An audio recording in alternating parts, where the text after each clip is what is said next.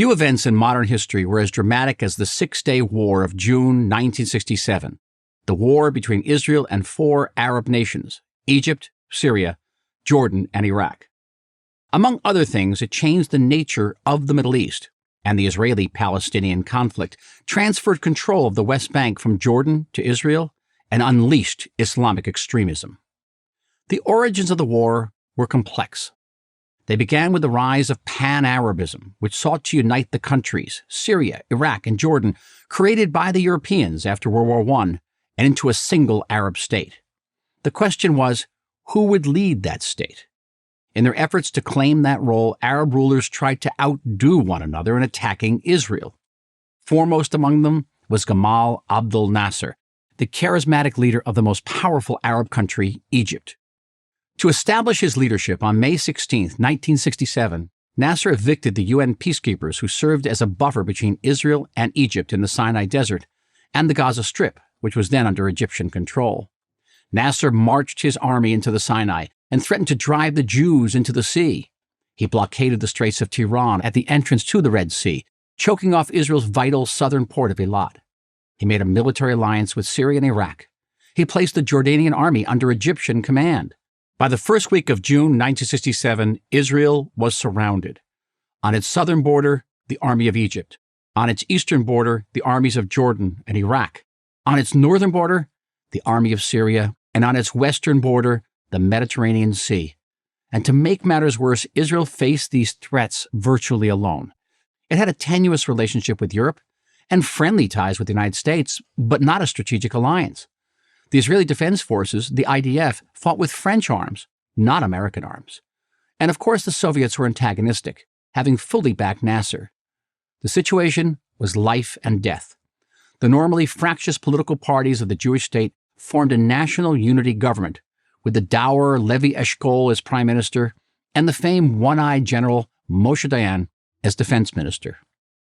The existential question of the moment for Israel's politicians and generals was this: should Israel wait for the inevitable attack and react, or should it strike preemptively? And if it did, what if that attack should fail? After much arguing and agonizing, Israel's leaders chose to attack. At 7:45 on the morning of June 5th, Israel launched one of the largest airstrikes in military history. The Egyptians were caught completely by surprise. In a matter of hours, Israeli planes wiped out 3/4 of Egypt's air force, most of it on the ground. This gave Israel command of the skies, a major tactical advantage. Then Israeli ground forces rushed into the Sinai. Their goal was to neutralize the Egyptian threat, and by doing so, hopefully dissuade other Arab states from joining the fray. Israel repeatedly urged Jordan's King Hussein to stay out of it. It didn't work. In a matter of hours, Israel was fighting a three-front war. Jordanian forces fired thousands of artillery shells into West Jerusalem and the Tel Aviv area and attacked Israeli positions along the eastern border. Syria, too, rained thousands of shells down onto Israeli towns and villages in the Galilee. Israel responded as if the nation's life depended on it. It did. In the open spaces of the Sinai Desert, Israeli jets pulverized Egyptian forces from above, while Israeli ground troops and tanks sent the Egyptians reeling back toward the Suez Canal. Meanwhile, in the tight quarters of Jerusalem, Israeli paratroopers advanced into the eastern half of the city.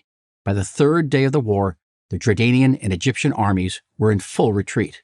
Israeli soldiers conquered all the Sinai up to the Suez Canal. Responding to the Palestinian attacks from Gaza, the IDF captured the Strip as well. Most dramatically, on the morning of June 7th, Israeli paratroopers realized a 2,000-year-old Jewish dream of reuniting East and West Jerusalem and liberating the Old City. "The Temple Mount is in our hands," Commander Mota Gur reported as his troops danced in front of the Western Wall. Only the Syrian front remained, with Syrian artillery still pounding Israel's north. Though fearful the Soviets would enter the war in defense of their ally, Moshe Dayan determined that the opportunity of securing the high ground of Israel's northern border, the Golan Heights, could not be missed. Advancing under furious Syrian fire, Israeli forces achieved their objective. In 6 earth-shaking days, it was all over. Israel had defeated multiple Arab armies, convincing American leaders to ally with the Jewish state and provide it with arms. The world was stunned. A country of nearly 2.5 million people had defeated an Arab world of over 100 million. A country 8 miles wide at its narrowest point before the war had quadrupled the territory under its control. But many challenges loomed, not the least of which was what to do with over 1 million Palestinians now under Israeli authority. That question would preoccupy Israeli political, diplomatic, and military thinking for many decades to come, and still does to this day.